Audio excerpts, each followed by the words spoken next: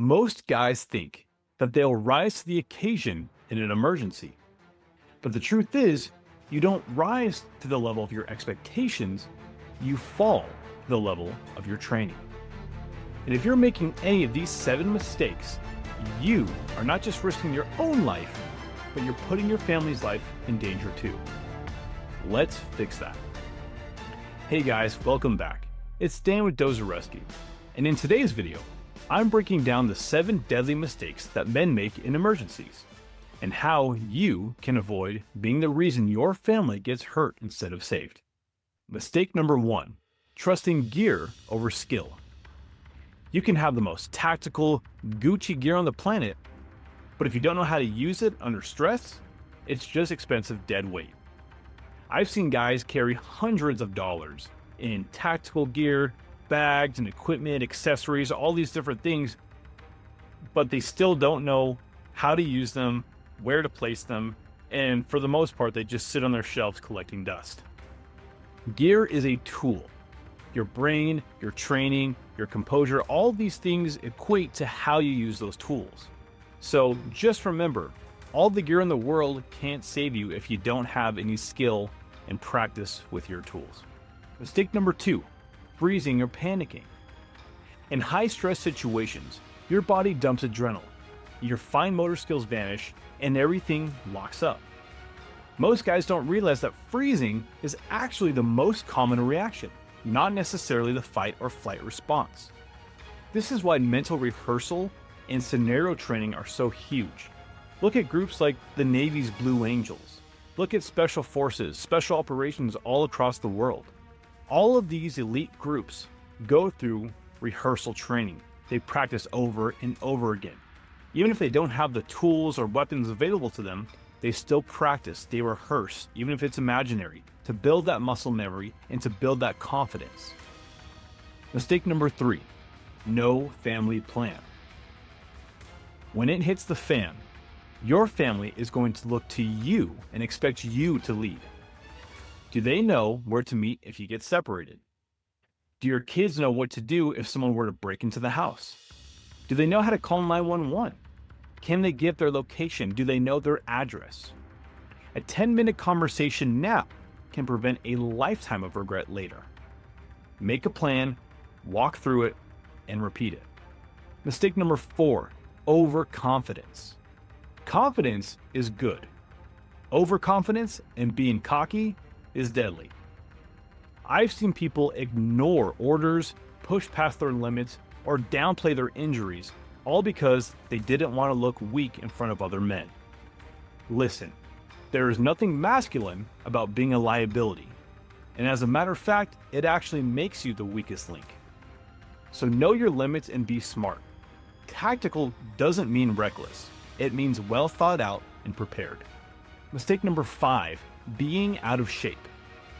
You can't protect your family if you can't carry them, you can't drag them, or you can't even run for help. Emergencies are physically demanding. Carrying gear, climbing stairs, pulling someone from a wreck, opening doors, all kinds of things require strength and fitness. You don't need to be a bodybuilder, but you do need to have that functional strength and good cardio endurance. Train like lives depend on it, because at the end of the day, they do. And they're not just anyone's lives, it's your family's lives. Mistake number 6, not drilling with your family. You drill your mag reloads all day long. You practice your dry firing. But do you provide that same attention and practice with your family? Does your wife know how to use a fire extinguisher? Or where it's even at your house? Do you even have one?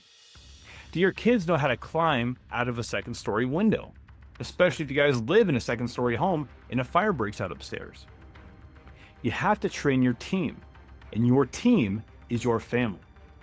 So do one short drill a month, do a fire escape, home invasion, grabbing go bags and leaving, whatever it is. Keep it fun and keep it light, but make sure that you're practicing like it's real.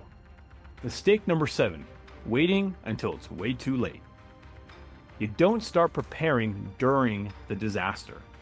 And unfortunately, this is a very common habit for a lot of people. When the shelves are empty, When the gas stations are closed, the comms are down, it's game over. That is not the time to go over an emergency plan. Emergency preparedness isn't paranoia, it's leadership. And starting small, staying consistent, and being the one who's ready before the storm hits shows that.